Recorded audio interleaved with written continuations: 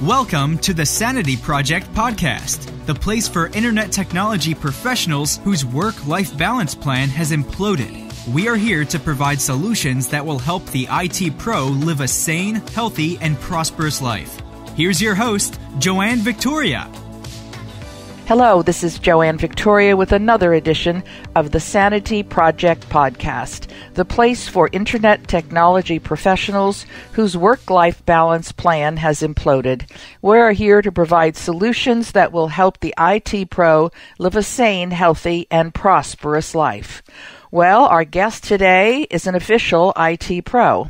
His name is Michael Sarni. You can call him Mike. And he has a solid bio. Right now, he is functioning as a Project Manager 3 and a CPO at his company, Corporate Project Office IT.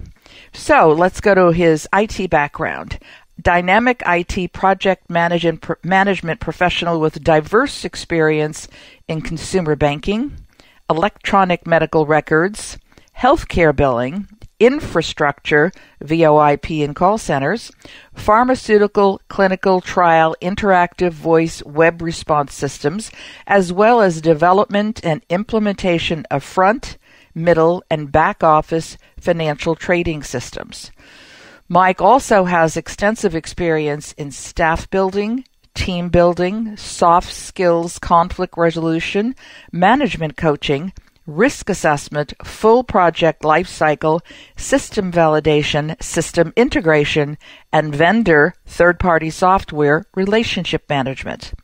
Michael is also a 5th degree black belt in USA Goju Karate.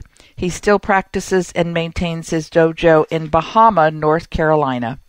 Michael and his wife Christine also maintain a small ranch with 4 horses, 7 goats, 5 dogs, 4 barn kitties, and 9 ducks. Welcome to the show, Michael Sarni. Well, thank you, Joanne. It is certainly a pleasure to be here. So what can you tell us about your experience being an IT pro for obviously 20 years, I'm guessing? Oh, bless you. It's actually been 33 this year. Oh, my Lord. Well, if our listeners don't learn something from you today with the decades of experience you have and are willing to share, I don't know who can do it. So what can you tell us about how the IT pro can live a sane life in today's market? Well, the key thing is this balance of the hard skills and the soft skills. That truly is it. And where companies will easily pay for the hard skills, the soft skills are really on the technology person to try and get that. It's really rare. They'll do leadership training, but when it comes to emotional intelligence, situational awareness, and I can go on with tons of buzzwords, that's the piece that really makes the difference for your performance and for a good, happy, successful, balanced life. It really is doing those. So a lot of the times I help augment the hard skills with the soft skills that are really needed. And this covers every aspect of your life. It'll cover not only your work life, but it really goes into your personal life as well. But for here, we're going to start with the work life, and then later on, you'll see how you can use it in your personal life. What suggestions do you have? There's one thing I like to say. It's called calmness in the storm. And I learned this from one of my white belts.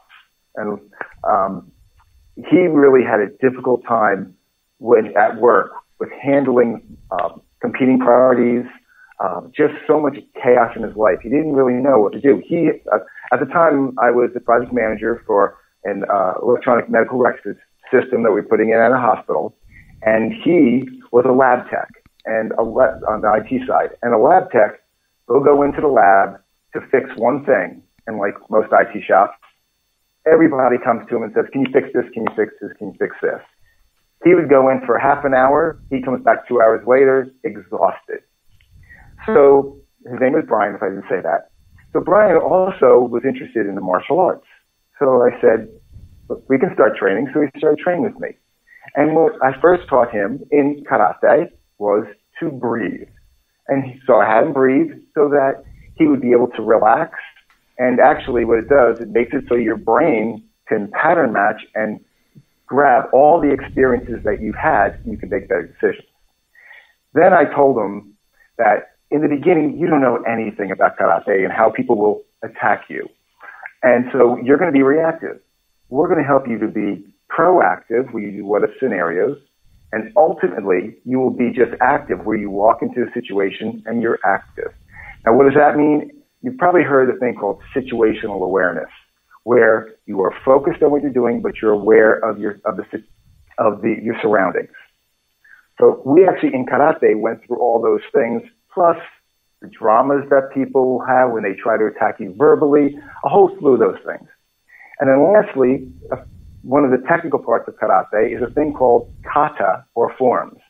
And most people have seen this. This is where you see a person, they turn to the left, they do a block, they step, they do a strike, they turn to the right, they do a block, do a strike, and some are really intricate. And he was a white belt, so he was just learning that. So the next day, I get a text from him. He goes, this thing called kata, are you fighting multiple attackers? And I said, yes. However, only one at a time. Okay? This was the linchpin for Brian, because Brian was an auditory and visual learner, and he just started to ponder that. 2 days later, he comes into my cubicle and says, I just did kata in the lab. Mm-hmm. And I'm looking at him going, what are you talking about? Right. And so he had to go into the lab for one event, and he knew something else was going to happen. So before walking in, he did number one, he did his breathing. Number two, he went in with situational awareness. He knew that he had something to do. However, he was going to be aware of what else was coming at him. He walked in, and yes, number one came to him, and then number two and number three. And what he did was he assessed the situation. He stopped them all from talking at the same time, and he said, I was brought here to work on A. However, B and C seem important. What is the priority that we should work on? I think this makes sense. They agreed. What should we do? Number two, we got that. Number three, great. I will work on all those. Let me start with A first.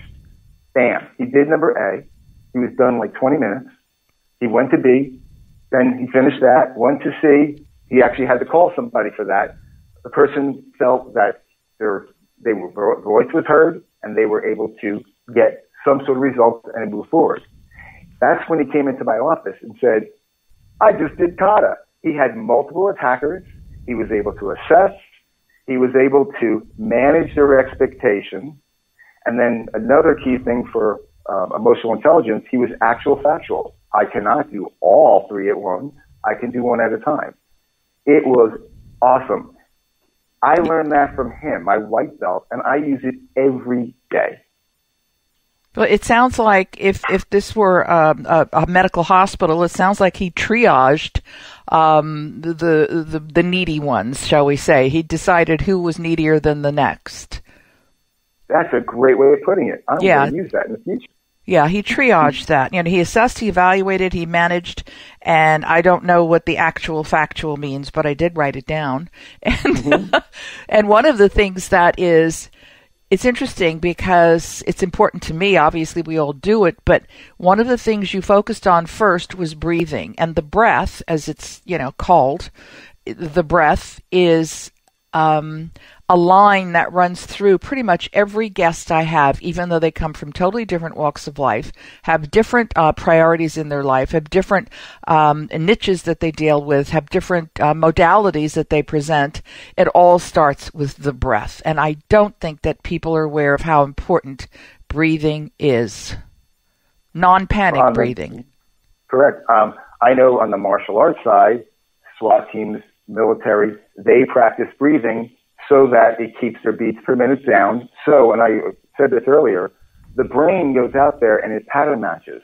When you start to hyperventilate certain beats per minute, you start to lose your both muscle skills. Like that's in the horror movies where people fall down. That's because that's the first stage. They get myopic, they get the auditory shuts down, and then they go in total panic. So by just doing the breath, the brain is able to assess the situation, find experiences that are there and in calmness be able to act. And also by doing the breath, when Brian walked into the lab, by him doing the breath and being calm, he automatically calmed everyone around them. And that's something that, by me doing the breath all these years, when I walk into a meeting, and of course we've got some high stress things going on, it calms everyone down, including myself. Mm-hmm. And I have to work on myself first. I can't expect anyone else to do it. I can't be a hypocrite. I go in and breathe. And my coworkers, we work on this together. They will remind me to breathe, and I'll do the same thing to them. I remember years ago, I don't know who it was. I was living in the San Francisco Bay Area at the time. I know that, and I can see myself in this, like a church. It might have been a church, but been used for public things. And there was a speaker. We had to wait a long time for the speaker to come in, and he, I think, waited until it got as quiet as possible. Because, you know, when you've got hundreds of people sitting on these benches, you know, you hear the shuffling, the coughing, the whispering, all of these things. And then he came out and he sat and he still didn't talk. He waited until there was I don't think this took that long if I had to time it, but it was an interesting thing that I'd like to observe things and learn from them. He just didn't say a word, not a word, until there was absolute total silence in the room. And I think that I know that I've used that strategy myself when I've spoken to people in front of a large group, and they get more restless. There's an ebb and flow of that, but eventually they will settle down. And I imagine that's like something like, you know, being actual situational awareness. You know, we have to look at everything around us. Mm-hmm. And I don't think many people do. I've also had unfortunate experience with IT pros of all natures on calls. When they have a meeting on calls and there may be 20, 30 people, this is a good solvable thing if you have the time for it briefly, but there was no time, did not appear to me to be any time to assess the situation. It was just everybody was demanding. They were like what Brian experienced the first time he was, quote unquote, attacked by the people who needed his help. So how do you handle this situational awareness, then reactive, proactive, and active practice on a group call? How do you manage that? I have a few stories on this. Share. Yes. So IT professionals are analytical. And when an analytic gets under stress, a lot of times they will go into, it's called the interrogator, and they will question, and sometimes belittle answers.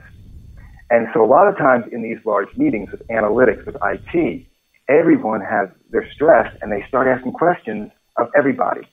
So I actually had this one person, his name was Charles, from England. He was an awesome IT guy. He was great, but he was under stress.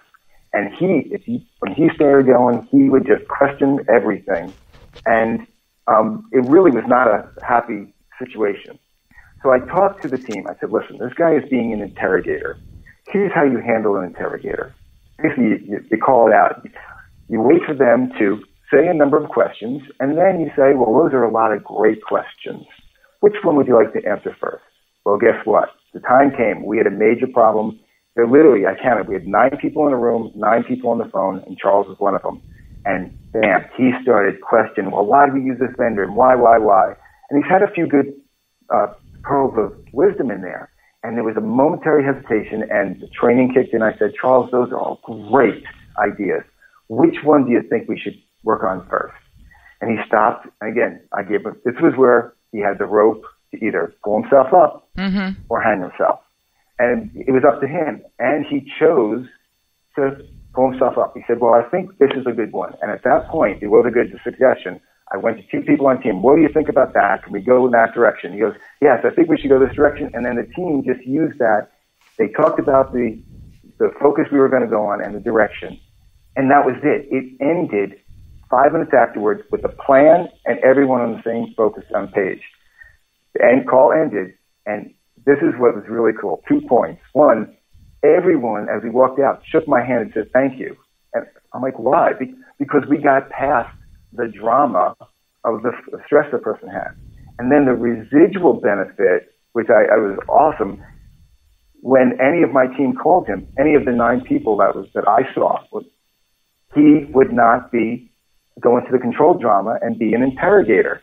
It was just, we called out the elephant and we helped actually reduce his stress.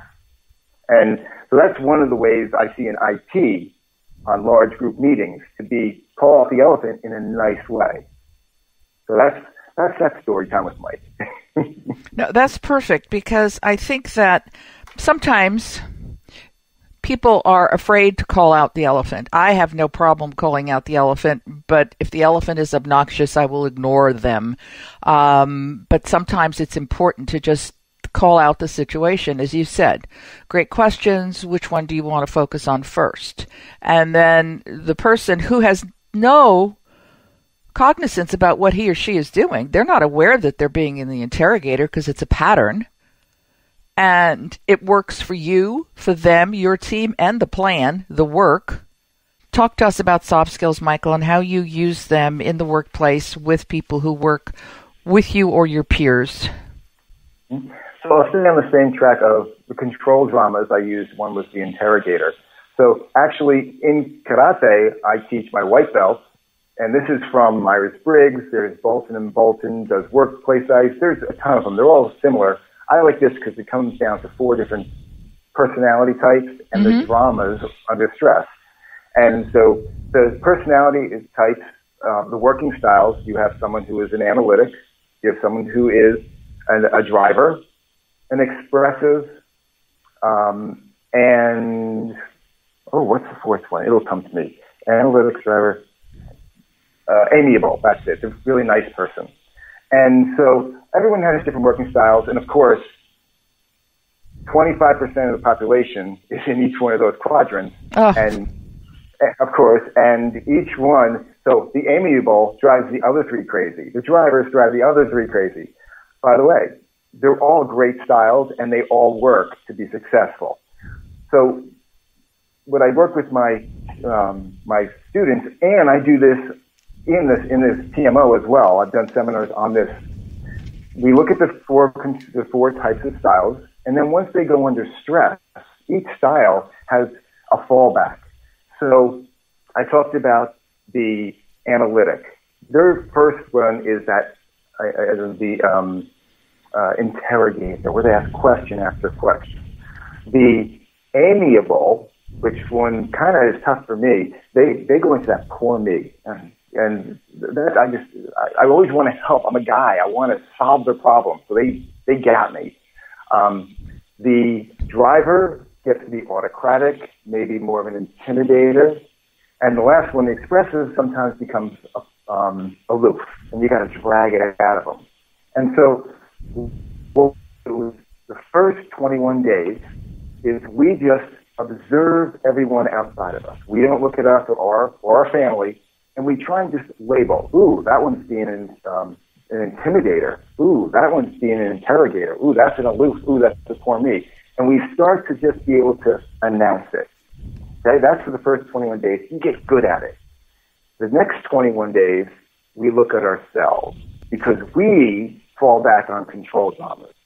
And in doing so, I'll tell you, I was an interrogator. I could just hate and I loved it, but I got nowhere from it. And so then I was able to learn I'm being an interrogator. So that's for 21 more days. The third is really the last 21 is where you start to use the techniques to stop it. And so what happens is a situation occurs. I would feel emotion. I would find out, ooh, I'm being an interrogator, or I'm being aloof, and that's I call it, I talk to the hand, but I'm doing it to myself. I'm going, oh man, I am becoming this. So I can stop it right then and there. But I needed to observe in a safe place first 21 days. And then myself, which one am I doing? And then the third, sorry, I kind of messed up a little, is calling out the elephant where I labeled, oh, I am being an interrogator. I am being the poor me. I am being the aloof. And so that final thing where I've used this quite often is I have set things for each one of those. So you've heard the first one, the interrogator. Those are a lot of great options. Which one would you like me to work on first? That's a great one. If someone is a poor mate, we've got to be good friends. We got to let them vent. But after a certain period of time, I go, okay, let's work on a plan to get you past this. And they work on the plan. If they start to vent again, I then go, have you started your plan? They say no. This is what I literally say. Then you lost your bitching rights. We'll talk about anything but that. Sorry, we can't enable them. I've actually done this on the job, on one-on-ones in a conference room. The autocratic, the intimidator, all of a sudden gets heated up. I take the responsibility on myself. I say, this is getting really heated. I feel angry. I would like to step away so I can calm down. I may not be angry, but that person is, and this helps to label I'm angry and may diffuse the situation. The last one, which is again difficult for me, is that person who is the aloof. Because being IT, we need to know answers. And aloof just sits back and they'll give you just enough information that you have to question and question and question.